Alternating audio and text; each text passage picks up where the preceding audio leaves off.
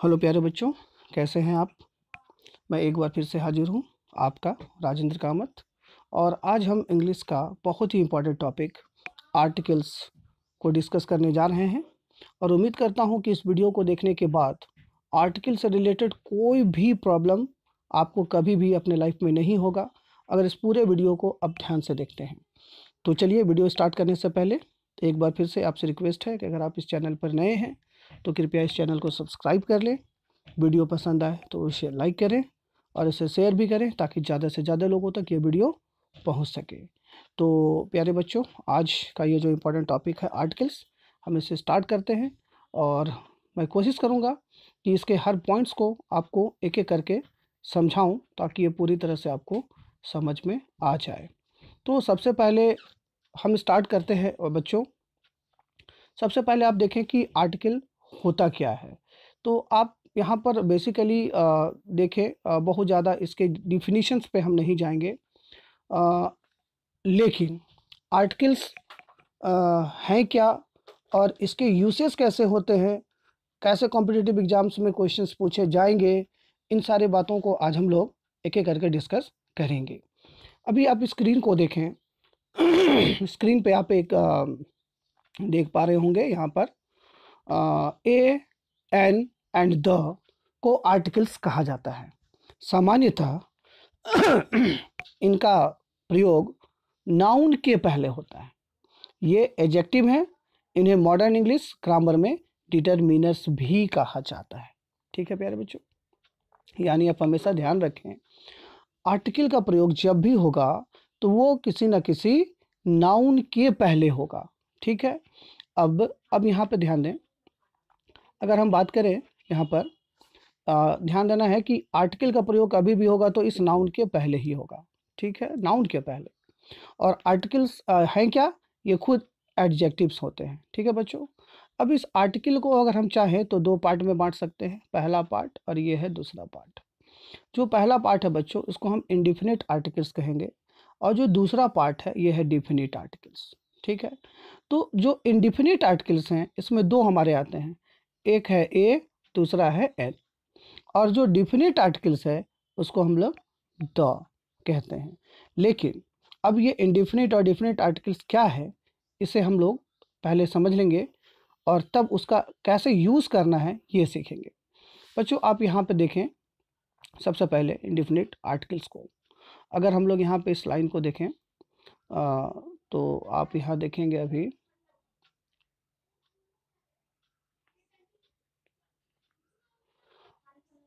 ये लाइन देखें, ए और एन का प्रयोग किसी नाउन के पोजीशन को इनडिफिनिट और अनसर्टेन यानी अनिश्चित बनाने के लिए किया जाता है।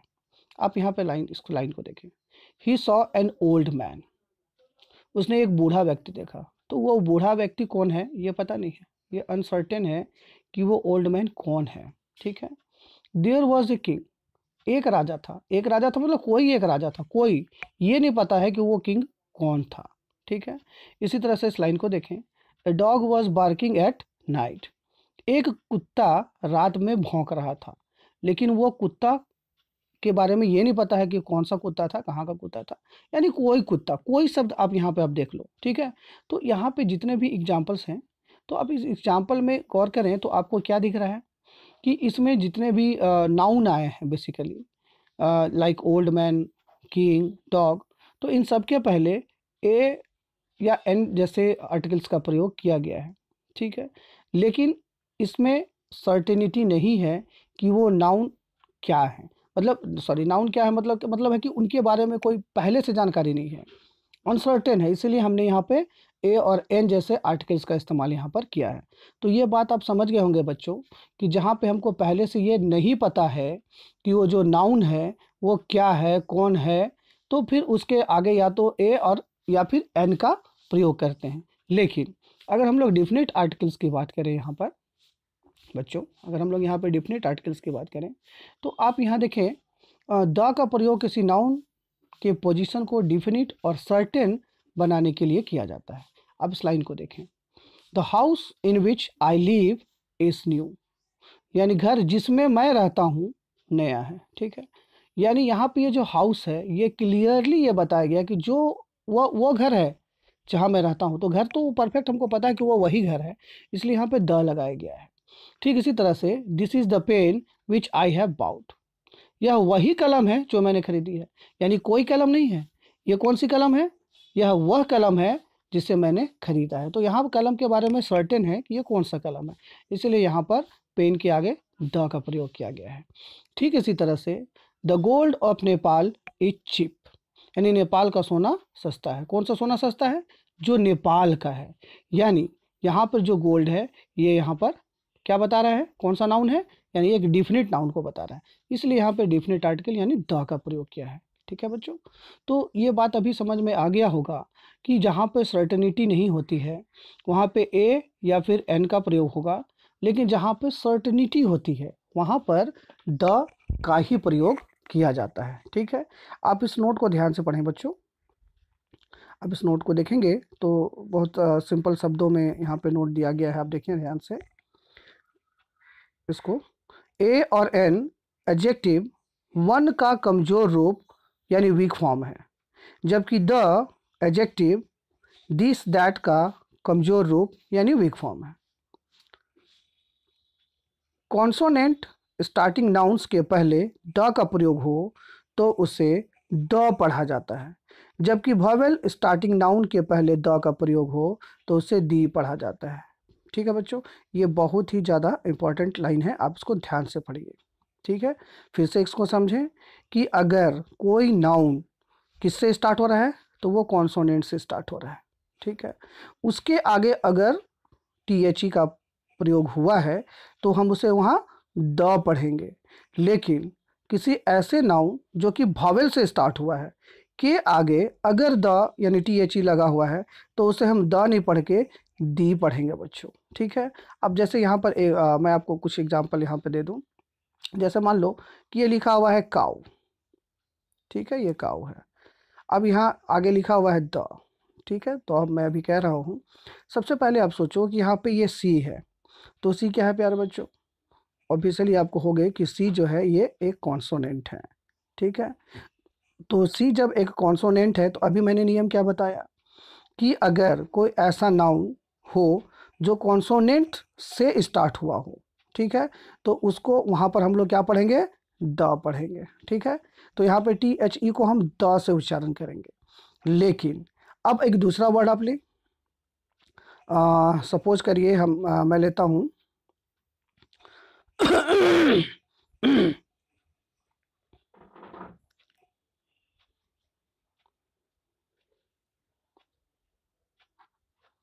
प्यारे बच्चों, चलिए मैं लेता हूँ एलिफेंट।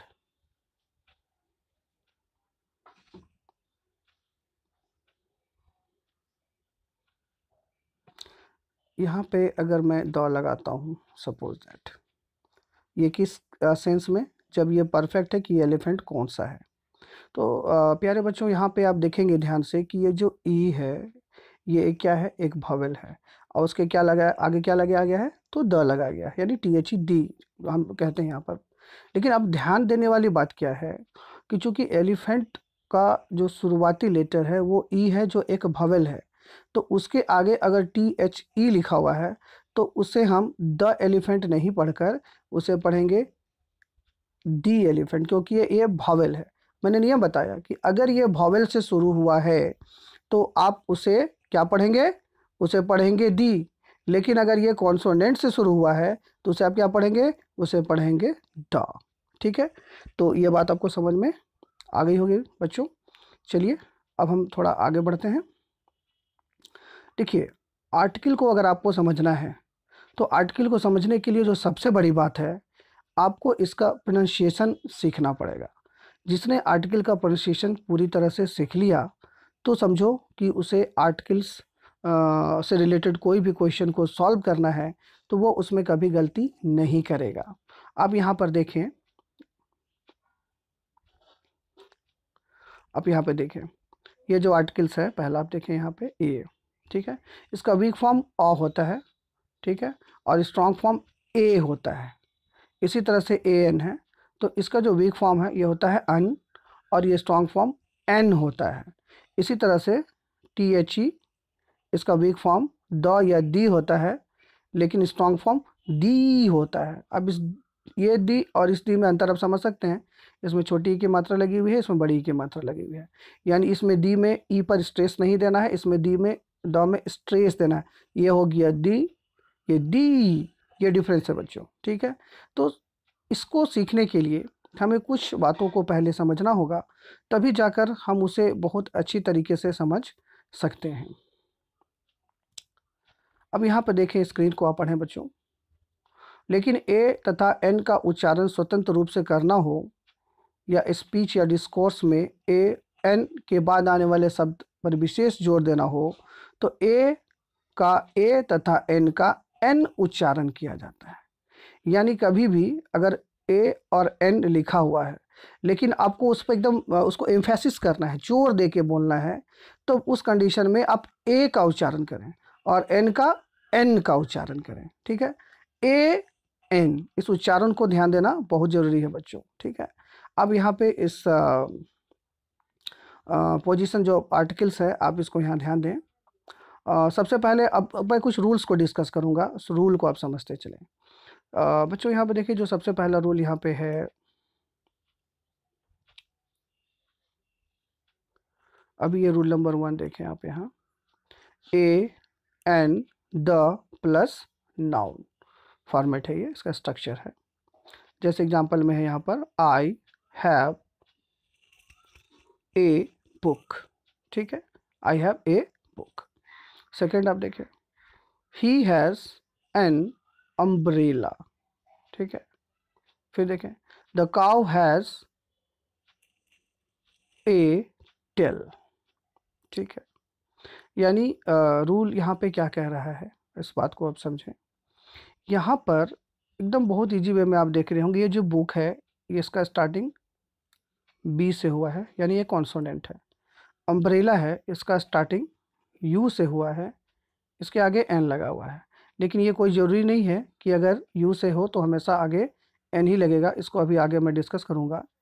इसी तरह से आप आगे देखें, ये टी से स्टार्ट है तो इसके आगे ए लगा है। तो यहाँ पे ये जो नियम बन रहा है, ये नियम ये है प्यारे बच्चों, कि अगर कोई नाउन अगर कॉन्सोनेंट से शुरू होता है, ठीक है बच्चों, अगर कोई नाउन कॉन्सोनेंट से शुरू होता है, कॉन्सोनेंट, तो कॉन्सोनेंट से शुरू होने वाले नाउन के आगे जनरली हम लोग क्या लगाएंगे, ए लगाएंगे। लेकिन अगर कोई नाउन वॉवेल से शुरू हुआ है, वॉवेल, तो उसके आगे हम लोग क्या लगाएंगे प्यारे बच्चों, उसके आगे हम एन लगाएंगे। ये रूल नंबर 1 है, ठीक है। अब आ जाए आप रूल नंबर 2 में। यहाँ पे लाइन देखें, सबसे पहले रूल 2 देखें आप, a an the plus adjective noun. जैसे एग्जांपल आप देखें, she is an intelligent girl, Monica has a long stick, Tendulkar is the best player. देखिए, आप ध्यान दें स्ट्रक्चर को। अगर किसी सेंटेंस में नाउन के साथ साथ एडजेक्टिव भी लगा हुआ है, तो ये जो आर्टिकल्स ए एन या द की बात हो रही है, ये हमेशा एडजेक्टिव के आगे लगेगा। अब जैसे ये लाइन जो था, she is an intelligent girl, इसे हम ऐसा नहीं लिख सकते she is intelligent a girl, ऐसा नहीं लिख सकते। इसी तरीके से Monica has a long stick लिखा गया है यहाँ पे, तो आप उसको ऐसे नहीं लिख सकते कि Monica has long a stick, ये गलत होगा।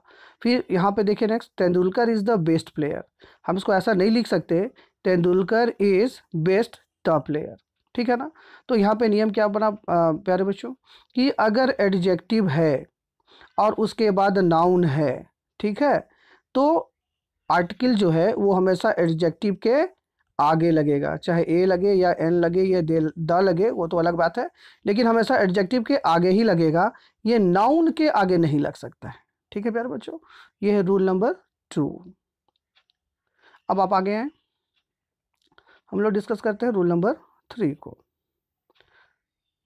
आप इस रूल को देखें, rule number 3, a an the plus adverb adjective noun.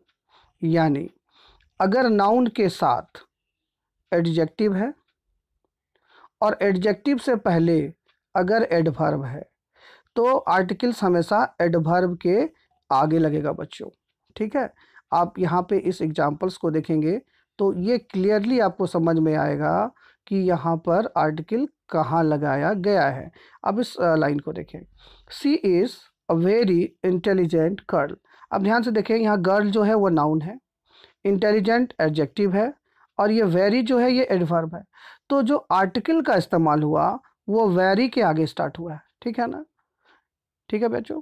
यानी ये ध्यान आप रखें कि अगर किसी सेंटेंस का स्ट्रक्चर इस तरह से है कि जिसमें नाउन से पहले एडजेक्टिव, एडजेक्टिव से पहले एडवर्ब हो, तो हमेशा आर्टिकल का इस्तेमाल एडवर्ब के आगे करना है। ठीक है बच्चों, चलिए हम लोग अब चलते हैं। अच्छा, यहाँ एक लाइन, ये जो वेरी शब्द, इसको आप देखें, इस लाइन को थोड़ा सा एक बार देख लें। मैं इसे बताना चाहूँगा, he is very the best player. अब यहाँ पे ये जो वेरी है ना, ये एडवर्ब है और वेरी का मतलब ऐसे आप बहुत के सेंस में लेते हैं, लेकिन यहाँ पे वेरी का वो मतलब नहीं है। द वेरी का अर्थ वही होता है, इसका द वेरी का अर्थ वही होता है, वही वही। इसका प्रयोग नाउन पर जोर देने के लिए किया जाता है। जैसे इस बात को समझें, this is the very girl, यह वही लड़की है। वही लड़की मीन्स व्हाट, यानी जिसे मैं जानता हूँ पहले से, यह वही लड़की है। तो उसको ये बताने के लिए कि वो ऑलरेडी मेरे से परिचित है, एक्वेंटेंस है, हम यहाँ पर द वेरी शब्द का इस्तेमाल हमने किया है। ठीक है, तो वेरी का मतलब यहाँ बहुत नहीं है, बल्कि वही के सेंस में इसका इस्तेमाल यहाँ पर हुआ है। ठीक है बच्चों, अब आ जाए यहाँ पे रूल 4। रूल 4 में यहाँ पे आप देखें, अगर इस तरह का स्ट्रक्चर हो दिया हुआ हो, सच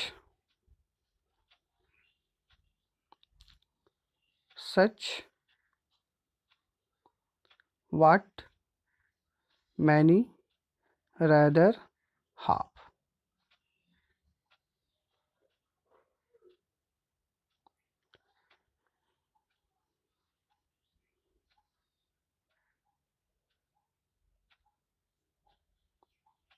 यहाँ नोट करेंगे प्यारे बच्चों, आप यहाँ पे डिफरेंस को समझें। यहाँ पे सच a girl, A such a girl लिखेंगे तो ये गलत हो जाएगा।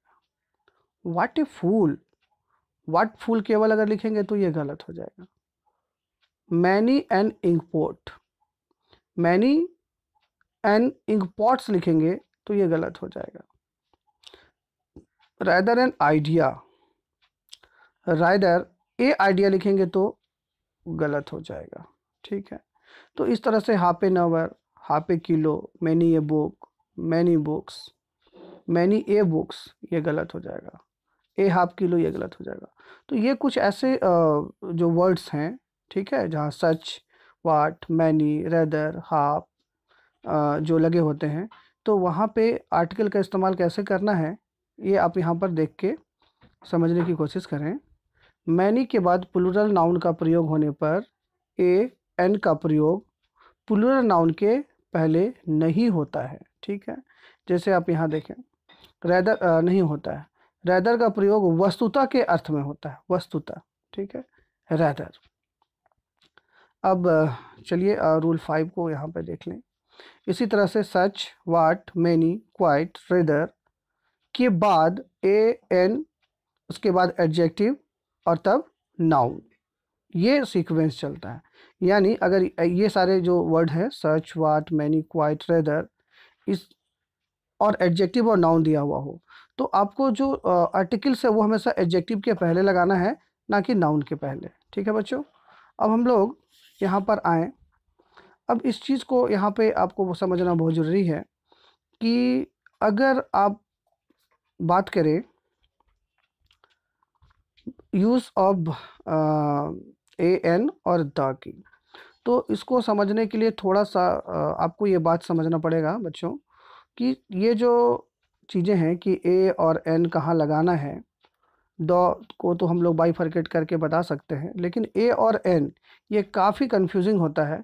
तो इसके लिए यहाँ पर आपको ये ध्यान देना होगा, अगर आपसे कोई पूछता है कि how many vowels are there in English alphabet, तो आप सिंपली क्या आंसर देते हैं, आप सिंपली क्या बोलते हैं कि 5 है। ठीक है, और वो जानते भी हैं आप, ए, ई, आई, ओ, यू।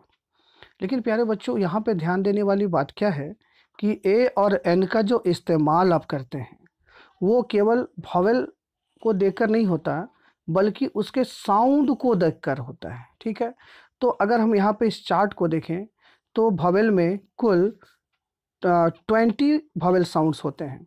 ठीक है, आप यहाँ पे इस चीज़ को गौर करें। अगर आप इस चीज़ को पकड़ लेते हैं तो कभी भी ए एन के यूज़ में आप गलती नहीं करेंगे, ये मेरा दावा है।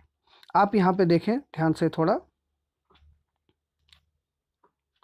पहला जो है यहाँ पर आप देखें, यहाँ अगर आई है तो इसका इस्तेमाल हम लोग क्या करते हैं, ई, दीर्घ ई है ना, ये बड़ी ई की मात्रा है, जैसे इन ट्री। अगर सेकंड में देखें आई है तो अगर छोटी ई की मात्रा ई, जैसे सिटी।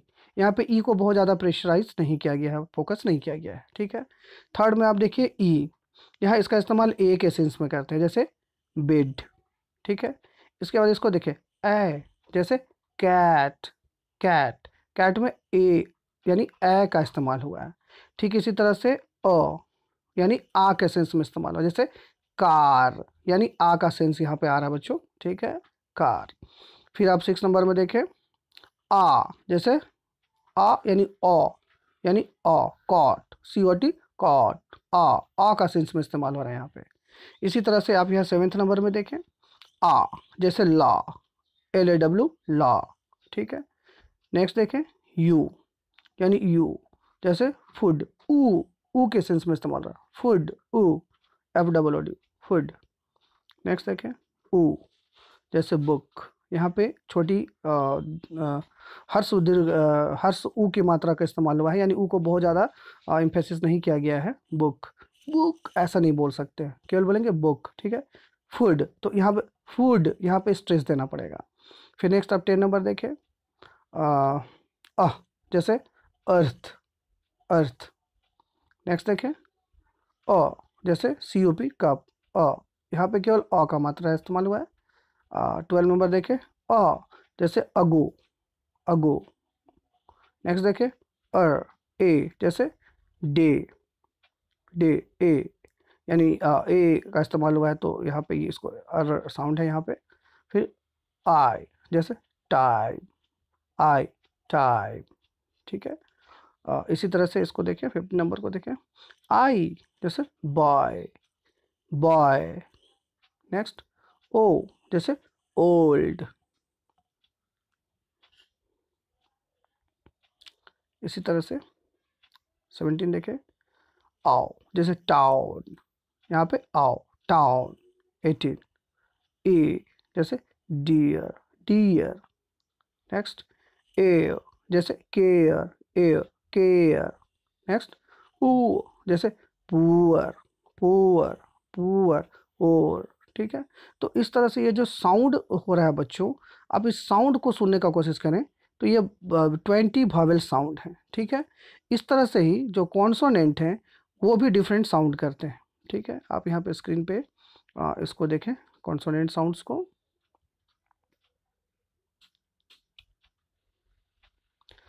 यहाँ पे देखें आप पॉ, पी जैसे लिखा गया है तो पॉ, पे जैसे इसका पेन, पॉ।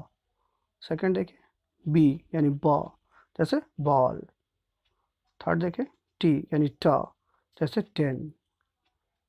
4 डी, यानी ड, जैसे डे। 5 के, यानी क, जैसे कैट। जी, यानी ग, जैसे गन। ठीक इसी तरह से च, जैसे चाइल्ड। ट, जैसे जज, ट, च, जज, जैसे 9। फ, जैसे फैन, जैसे वैन। थ, जैसे थंब। द, जैसे डे।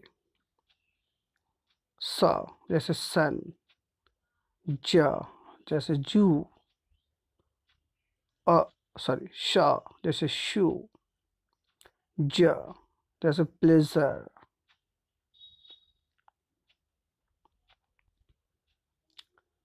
17 देखें ह, हैन। म, मैन। न, नॉट। इंग जैसे रिंग, ल जैसे लेग, र जैसे रूम, य जैसे यस, व जैसे वाइफ। ठीक है प्यारे बच्चों, यहाँ पे कुल मिला के ये जो 24 हो रहे हैं, ठीक है 24। तो अगर आप ध्यान दें यहाँ, तो अंग्रेजी में टोटल 24 कॉन्सोनेंट साउंड्स हैं। ठीक है, अंग्रेजी में टोटल 24 कॉन्सोनेंट साउंड्स हैं, ये कॉन्सोनेंट हैं, और 20 ये वोवेल साउंड हैं, और ये दोनों को जोड़ दिया जाए तो टोटल 44 साउंड्स बनते हैं। ठीक है प्यारे बच्चों, जब आप इंग्लिश के साउंड से अवगत हो गए, चलिए अब ए एन के प्रयोग के संबंध में फर्स्ट लेटर फर्स्ट साउंड के कॉन्सेप्ट को जानते हैं। प्यारे बच्चों, इस कॉन्सेप्ट को समझना बहुत ही ज़्यादा ज़रूरी है। अगर आप इस कॉन्सेप्ट को समझ लेते हैं, अगर आप इस कॉन्सेप्ट को अगर समझ लेते हैं, तो फिर सारा का सारा आर्टिकल आपको एकदम पानी जैसा लगेगा। अब इसको ध्यान से देखें, मैं यहाँ समझा रहा हूँ, फिर उसको एग्जाम्पल के बाद के साथ समझाऊँगा। आप यहाँ पे ध्यान दें, अगर कोई ऐसा नाउन है, ठीक है, उसका जो फर्स्ट लेटर है वो कॉन्सोनेंट है, फर्स्ट लेटर कॉन्सोनेंट है, और उसका जो साउंडिंग है यानी उसका जो उच्चारण है वो भी कॉन्सोनेंट साउंड ही का है। ठीक है, तो उसके आगे हमेशा ए का प्रयोग करना है, एन का प्रयोग नहीं करना है। ठीक है, उसी तरह से आप सेकेंड नंबर देखिए, अगर कोई नाउन का पहला लेटर कॉन्सोनेंट है लेकिन उसका जो उच्चारण है, जो प्रोनाउंसिएशन है, वो वोवेल साउंड की तरह है, तो उसके आगे यहाँ पर एन लगेगा और नहीं लगेगा। ठीक है प्यारे बच्चों, थर्ड नंबर को देखिए, अगर कोई नाउन का फर्स्ट लेटर वोवेल है और उसका उच्चारण भी वोवेल साउंड की तरह से है, तो उसके आगे एन लगेगा, ए नहीं लगेगा। ठीक इसी तरह से अगर कोई नाउन का फर्स्ट लेटर वोवेल है लेकिन उसका उच्चारण यानी प्रोनाउंसिएशन कॉन्सोनेंट साउंड की तरह से है, तो फिर उसके आगे ए लगेगा, एन नहीं लगेगा। ठीक है बच्चों, अब इसे हम एग्जाम्पल्स के थ्रू यहाँ पर समझते हैं। अब इसका फर्स्ट जो अभी मैंने बताया, अब उसको यहाँ पे समझें। किसी भी वर्ड का फर्स्ट लेटर कॉन्सोनेंट हो तथा फर्स्ट साउंड हिंदी के व्यंजन वर्ण यानी कि कॉन्सोनेंट जैसा हो, क ख ग ये ऐसा उच्चारण हो, ठीक है, अर्थात जो कॉन्सोनेंट हो, तो वहाँ पे ए का प्रयोग किया जाता है बच्चों। अब यहाँ एग्जांपल देखो, आप यहाँ ध्यान से देखो, कैट, सी, तो यहाँ पे जो सी है ये क्या है, ये कॉन्सोनेंट है, और इसका उच्चारण क्या हो रहा है, तो उच्चारण हो रहा है क, तो यानी कि इसका उच्चारण भी कॉन्सोनेंट साउंड की तरह से हो रहा है और ये खुद भी कॉन्सोनेंट है। ठीक है, तो कैट के आगे ए का प्रयोग होगा बच्चों। ठीक है, इसी तरह से बैट है, यहाँ भी ए लगा, बेंच है ए लगा, फैन है ए लगा। तो इस नियम को क्या हमने देखा कि अगर नाउन का फर्स्ट लेटर कॉन्सोनेंट हो और उसका उच्चारण भी कॉन्सोनेंट साउंड हो की तरह हो, तो आप उसके आगे हमेशा अ का प्रयोग करेंगे। ठीक है बच्चों, अब सेकंड साउंड, सेकंड में आप देखें यहाँ पर, किसी भी वर्ड का फर्स्ट लेटर कॉन्सोनेंट हो तथा फर्स्ट साउंड हिंदी के स्वर्ण वर्ण यानी वोवेल, जैसे अ, आ, ई, उ, ए, ऐ, ओ, औ से मिलता जुलता हो, तो से मिलता जुलता हो अर्थात वोवेल हो, तो एन का प्रयोग किया जाता है। अब यहाँ ध्यान से देखें बच्चों, इस वर्ड को आप देखें, ऑनेस्ट, इसको पढ़ते हैं ऑनेस्ट, हालांकि आप इसको देखो, इसका जो फर्स्ट लेटर है वो एच से स्टार्ट है। ठीक है, लेकिन जब इसको हम पढ़ते हैं तो हॉनेस्ट नहीं कहते, ऑनेस्ट कहते हैं, यानी फर्स्ट लेटर कॉन्सोनेंट है तो सही, बट उसका जो उच्चारण है, जो प्रोनाउंसिएशन है, वो अ से होता है, अ, और अ क्या है प्यारे बच्चों, अ एक वोवेल है। ठीक है, तो इसलिए ऑनेस्ट के आगे एंड लगाया हमने, ए नहीं लगाया। ठीक है, अब इसको देखो, ये जो वर्ड है HEIR, इसको हम लोग पढ़ते हैं एर, एर, यहाँ पे एच है बट एच का उच्चारण नहीं है, एर यानी ई जो है वो वोवेल साउंड है, इसलिए यहाँ भी एन लगाया गया। ठीक है, तो ये नियम भी समझ में आ गया होगा बच्चों कि अगर किसी नाउन का फर्स्ट लेटर कॉन्सोनेंट हो लेकिन उसका उच्चारण वोवेल की तरह हो, तो वहाँ पर उसके आगे एन लगता है, ए नहीं लगता है। ठीक है बच्चों, अब यहाँ पे आ जाओ रूल नंबर 3 पे बच्चों, जो अभी मैंने आपको समझाया रूल नंबर 3। किसी भी वर्ड का फर्स्ट लेटर वॉवेल हो तथा फर्स्ट साउंड हिंदी के स्वर्ण वर्ण यानी वॉवेल जैसे अ आ ई उ आदि से मिलता जुलता हो अर्थात वॉवेल हो तो एन का प्रयोग होता है। आप यहाँ पर ध्यान से देखिए बच्चों, अम्ब्रेला, अम्ब्रेला, इसका फर्स्ट लेटर क्या है बच्चों? फर्स्ट लेटर है यू, ठीक है। इसका उच्चारण क्या हो रहा है? इसका उच्चारण हो रहा है अ, और अ क्या है प्यारे बच्चों? ये है एक वॉवेल, ठीक है। तो ये इसका जो फर्स्ट लेटर है वो भी एक वॉवेल है और उसका जो उच्चारण हो रहा है वो भी वॉवेल से हो रहा है, इसलिए इसके आगे एन का प्रयोग किया गया है। ठीक वही चीज़ आप यहाँ देखें, अगली वुमन, तो अगली अ से उच्चारण हो रहा है। फिर देखिए इंडियन, इंडियन ई से उच्चारण हो रहा है इसलिए एन लगा। तो नियम क्या बना प्यारे बच्चों कि नियम ये बना कि अगर किसी वर्ड का फर्स्ट लेटर वॉवेल हो, ठीक है, और उसका उच्चारण भी वॉवेल साउंड की तरह से हो तो उसके आगे हमेशा एन का प्रयोग होगा, ठीक है प्यारे बच्चों। चलिए अब हम लोग चलते हैं नेक्स्ट साउंड की ओर, नेक्स्ट रूल की ओर। ये रूल है ये फोर्थ रूल है। आप यहाँ पे देखें एक बार स्क्रीन पे, इसको देखें आप। किसी भी वर्ड का फर्स्ट लेटर वॉवेल हो तथा फर्स्ट साउंड हिंदी के कॉन्सोनेंट यानी व्यंजन वर्ण जैसे क ख ग घ वगैरह आदि से मिलता जुलता हो अर्थात कॉन्सोनेंट हो तो ए का प्रयोग होता है। बहुत ही इंपॉर्टेंट है प्यारे बच्चों, ध्यान से आप यहाँ देखो, ठीक है। एक बहुत ही वेल नोन एग्जाम्पल मैं पहले लेना चाहूँगा, यूनिवर्सिटी। अब देखो यूनिवर्सिटी, यूनिवर्सिटी, यहाँ पे जो यू है बच्चों इसका उच्चारण देखो यू हुआ है, ठीक है। अभी उससे पहले हमने अम्ब्रेला देखा था, तो अम्ब्रेला में उसका उच्चारण अ से स्टार्ट हुआ था, तो अ क्या था? एक वॉवेल साउंड था। लेकिन यहाँ पे यू है, यू क्या है? एक कॉन्सोनेंट साउंड है। तो ध्यान देने वाली बात यह है बच्चों कि फर्स्ट लेटर है तो वॉवेल, ठीक है, लेकिन उसका जो उच्चारण है वो क्या हो रहा है? एक कॉन्सोनेंट साउंड की तरह हो रहा है। तो कॉन्सोनेंट साउंड की तरह से हो रहा है इसलिए उसके आगे हमने क्या लगाया? उसके आगे ए लगाया, ठीक है बच्चों।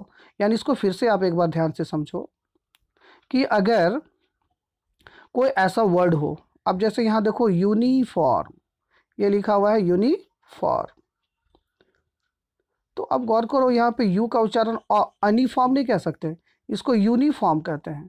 तो ये क्या है? यू क्या है? एक वॉवेल है, लेकिन इसका उच्चारण कैसे हो रहा है? कॉन्सोनेंट साउंड की तरह से हो रहा है, ठीक है। तो इसलिए इसके आगे क्या लग गया? ए लग गया। यानी स्टार्टिंग जरूर वॉवेल से है लेकिन इसके आगे एन हम नहीं लगा सकते। क्यों नहीं लगा सकते? क्योंकि इसका जो उच्चारण है वो कॉन्सोनेंट साउंड की तरह से हो रहा है, ठीक है बच्चों। तो यहाँ पे जो नियम बना, जो रूल नंबर 4 बना है, वो एकदम बहुत गौर से देखोगे आप तो एकदम आसान है कि अगर फर्स्ट लेटर वॉवेल है लेकिन उसका उच्चारण कॉन्सोनेंट की तरह से हो तो कभी भी उसके आगे एन नहीं बल्कि ए का प्रयोग होता है। आप यहाँ पे देख लें, ए यूरोपियन और यूनिवर्सिटी और यूनिफॉर्म और यूटेंसिल्स और एनिमस डिसीजन और वन आइड गर्ल और यूनियन और यूनिट और यूनिक ट्रेस और यूजफुल काउ और 1 रुपी नोट और 1 वे टिकट्स, ये जितने भी हैं सारे के सारे, इसमें आप ध्यान देना साउंड पर विशेष रूप से ध्यान देंगे तो ए एन के प्रयोग में गलती नहीं होगी, लेकिन साउंड में कन्फ्यूजन रहने पर ए एन के प्रयोग में गलती होने की संभावना बढ़ जाती है। अब यहाँ देखें प्यारे बच्चों इस चीज़ को, इसको देखें, यहाँ पे क्या लिखा हुआ? A wooden table, a wooden, W से स्टार्ट है, यहाँ ध्यान दीजिएगा, कॉन्सोनेंट है, एन लगा हुआ है। अगर हम उसको लिख दें एन वुडन टेबल तो ये गलत हो जाएगा। क्यों? क्योंकि ये डब्ल्यू से स्टार्ट हुआ है, ठीक है, और डब्ल्यू क्या है? एक कॉन्सोनेंट है, ठीक है, और उसका जो उच्चारण हम करते हैं वो वुडन करते हैं, वुडन नहीं, वुडन, व से स्टार्ट करते हैं, व, तो वह क्या है? वो एक कॉन्सोनेंट है, ठीक है। तो अगर हम एन वुडन लिख देंगे तो फिर ये गलत हो जाएगा। तो हमें इस साउंड को फोकस करना बहुत ही ज़्यादा ज़रूरी होता है प्यारे बच्चों, ठीक है। आप यहाँ दूसरा एग्जाम्पल एक देखें, अब ईयर का एग्जाम्पल ले लो, ईयर, ईयर, ठीक है। अगर दूसरे तरीके से अगर हमको उसको इस तरह से पढ़ेंगे ईयर, तो अगर ई का उच्चारण हम कर दें, ठीक है, तो उसके हिसाब से फिर आगे एन लग जाएगा, एन, लेकिन ये गलत हो जाएगा क्योंकि ईयर का उच्चारण जो हम लोग है प्यारे बच्चों य से करते हैं, ईयर। ठीक है, तो ईयर क्या है, एक कॉन्सोनेंट साउंड है। तो एक कॉन्सोनेंट साउंड है, इसलिए इसके आगे क्या लगा है, ए लगा है। तो ए लगाएंगे तो ये सही होगा, लेकिन आप अगर एन लगा देते हैं इसके सामने तो ये गलत हो जाएगा। ठीक है, तो आप यहाँ पे देख रहे हैं बच्चों कि कैसे साउंड को अगर आप पकड़ लेते हैं तो साउंड पकड़ने के बाद कभी भी ए और एन में कन्फ्यूजन आपको नहीं होगा। तो एक बार फिर से मैं ये जो वावेल साउंड है उसको स्क्रीन पे मैं यहाँ पे दे रहा हूँ, आप इसका स्क्रीनशॉट ले लें, देख लें। और ये 20 जो वावेल साउंड है उसको कैसे लिखा जाता है, उसका उच्चारण कैसे होता है हिंदी में, वो मैंने यहाँ पे आपको दे दिया है। और आप देखेंगे ये जो सिंबल्स बने हुए हैं बहुत सारे, डिक्शनरी जब आप पढ़ेंगे ये सारे सिंबल्स का इस्तेमाल डिक्शनरी में किया जाता है। तो वहाँ पे इन सिंबल की मदद से, इस फोनेटिक्स ट्रांसक्रिप्ट की मदद से आप उसको जब पढ़ेंगे तो कभी भी आपका उच्चारण वहाँ पे गलत नहीं होगा। ठीक है बच्चों, तो ये 20 जो है वो वावेल साउंड है, आप इसका स्क्रीनशॉट लें। और ठीक इसी तरह से ये 24 जो है प्यारे बच्चों, ये 24 ये कॉन्सोनेंट साउंड है। तो इन 20 और 24 यानी टोटल 44 साउंड्स को आप एकदम अच्छा से लर्न कर लें। और तब ये जो मैंने 4 रूल आपको बताया है, इस 4 रूल को भी आप एकदम शॉर्ट में दिमाग में याद रखें, तो कभी भी वावेल को यूज़ करने में गलतियां नहीं होंगी। हालांकि इसके अगले वीडियो में मैं एक एक करके बहुत सारे रूल बताने जा रहा हूँ। ए और एन का इस्तेमाल कहाँ होना चाहिए, कहाँ नहीं होना चाहिए, द का इस्तेमाल कहाँ होना चाहिए, कहाँ नहीं होना चाहिए, ये एक एक करके मैं इस पर कुछ वीडियोज़ और बनाऊँगा, तो आपका सारा जो कॉन्सेप्ट है वो क्लियर हो जाएगा। लेकिन आज के इस वीडियो में फिर से एक बार आपसे रिक्वेस्ट कर रहा हूँ कि ये जो रूल है प्यारे बच्चों, इसको एक बार ज़रूर समझ लें कि अगर कोई वर्ड है जिसका फर्स्ट लेटर कॉन्सोनेंट है लेकिन उसका उच्चारण भी कॉन्सोनेंट ही है, तो वहाँ पे हमेशा हम ए लगाएंगे, एन नहीं लगाएंगे। ठीक उसी तरह से कोई वर्ड है उसका फर्स्ट लेटर कॉन्सोनेंट है बट उसका उच्चारण वावेल साउंड की तरह से है, तो वहाँ पे एन लगाएंगे और ए नहीं लगाएंगे। ठीक उसी तरह से कोई वर्ड हो जिसका कि फर्स्ट लेटर वावेल हो और उसका उच्चारण यानी साउंडिंग भी वावेल ही हो, तो वहाँ पर एन लगाएंगे, ए नहीं लगाएंगे। और ठीक उसी तरह से अगर कोई वर्ड वावेल से स्टार्ट हुआ है और बट उसका जो उच्चारण है वो कॉन्सोनेंट की तरह से हो रहा है, तो उसके आगे हम लोग ए लगाएंगे, एन नहीं लगाएंगे। ठीक है, तो ये 4 रूल और वो 44 साउंड्स को अगर आप अपने दिमाग में सेट कर लो तो दुनिया का कोई भी कॉम्पिटिटिव एग्जाम्स में ए और एन का इस्तेमाल पूछा जाएगा। तो मुझे पूरा यकीन है कि आप उसमें कभी भी कंफ्यूज नहीं होंगे, गलतियाँ नहीं करेंगे। इसके अलावा भी कुछ रूल्स हैं, मैंने अब आपसे जस्ट कहा है कि मैं अब अगले वीडियो में उस रूल्स को आपके लिए लेकर आऊँगा।